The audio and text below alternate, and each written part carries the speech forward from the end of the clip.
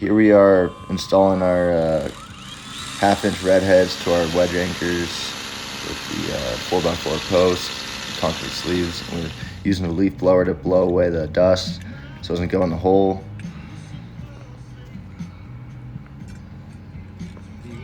Here we are installing counter flashing on top of the ledger board to underneath the siding to waterproof. Now we're installing the 4x4s individually, level and plumb as best as possible. Just screwing them in at the bottom. And we left the posts high to snap a line later and then just cut them up while they're standing up.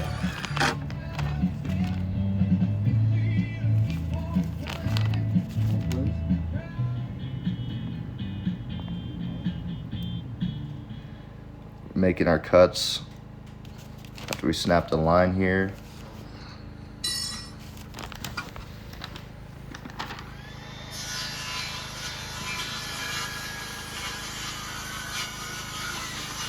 Here we got the 4x8 ledger going up into the 4x4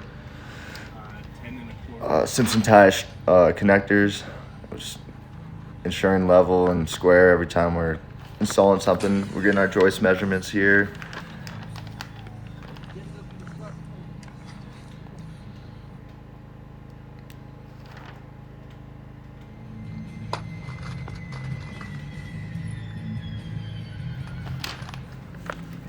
Here you want to check square every time you're putting up a joist, making sure you're still squaring on your marks and as best you can when you're going off an existing structure that probably isn't square to begin with. Here we're putting up the plywood. We're snapping lines on the plywood to ensure that we're hitting the joist when we're shooting the ring shank nails through.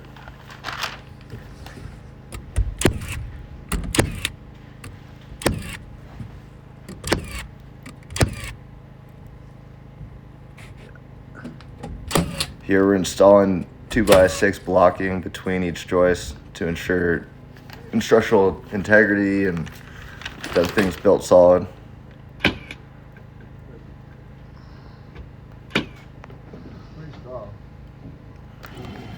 Here we're snapping lines on the metal roof to make sure we have backing all the way down, make it easier when we go to install it.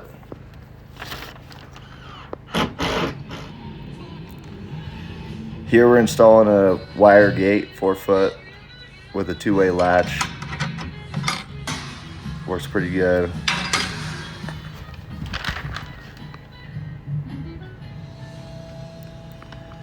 We got some waterproofing here. We're caulking around the ledger board to make sure we're watertight and makes it easy for the whoever paints it.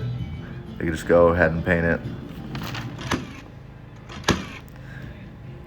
Installing 2x6 boards pretty tightly so the sheep can't get through there and eat the feed.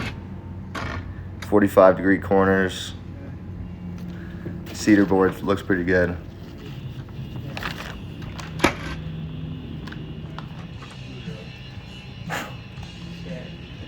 Literally.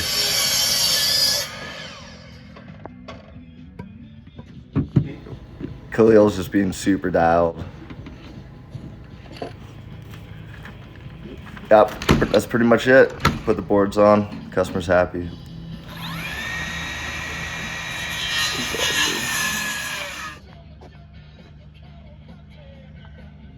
Good job.